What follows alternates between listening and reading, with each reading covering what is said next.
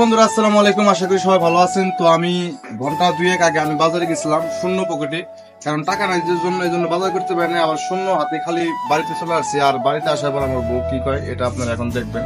তো আপনারা নিজ চোখে দেখবেন আর অবশ্যই ভিডিওটা সম্পূর্ণ দেখে যাবেন।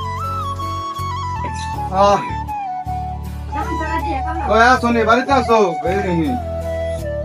রান্না বান্না কিছু হয়েছে? হ্যাঁ,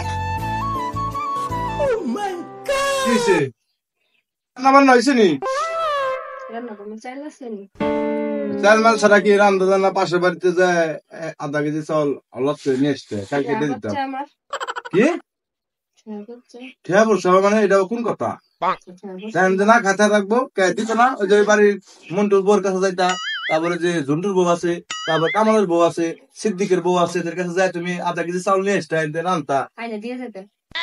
মহিলা মানুষের কাছে আমি চালালো চলো জমু শালা। আমি মহিলা মানুষের সাথে আমি মনে কর কিছু দিয়ে আমি পাইতেছি না, চাপাও পাইতেছি না, দিনেও পাইতেছি না, রাতেও পাইতেছি না, কোনো কিছুতে পাইতেছি না। আমি যে কি করবো এখন? কি কি সমস্যা?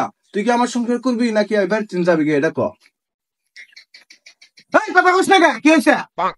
সংসার করার তুই ইচ্ছা আছে নাকি ইচ্ছা নাই? কি কথা ক, কথা ক। বাটামটা নিয়ে আসো তো, এটা বাটাম নিয়ে আসো আমার কাছে।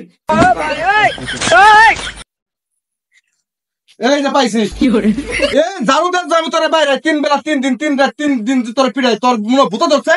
এই ভূত আমি ছাড়া তোর মনে কর যে আমি আজকে মনে কর হসপিটালে ভর্তি করবো, তারপর দরকার পড়ে তোর সংসার করে খামু আর না খামু এটা পরের সাবজেক্ট। তুই কি আমার কত কি শুনবি না? আজকে ঝাড়ু খাবেন না করলে না খাবেন এত পেশাল দেখ ছাড়, কিন্তু তোর কিন্তু লাভ মেরে কিন্তু তোর কিন্তু বাচ্চা বানা ফেলাম।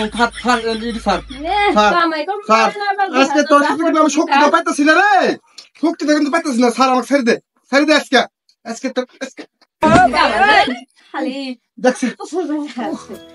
আমি করলাম না, আমি কোনো কিছুতে পাই না বুঝছেন। আমি আসলে দুর্বল হয়ে গেছি, আমি সব জায়গায় দুর্বল। তো অবশ্যই ভিডিওটা কেমন লাগছে আপনারা অবশ্যই লাইক কমেন্ট করবেন, শেয়ার করবেন, আর ভিডিও ভালো লাগলে চ্যানেলটা সাবস্ক্রাইব করবেন।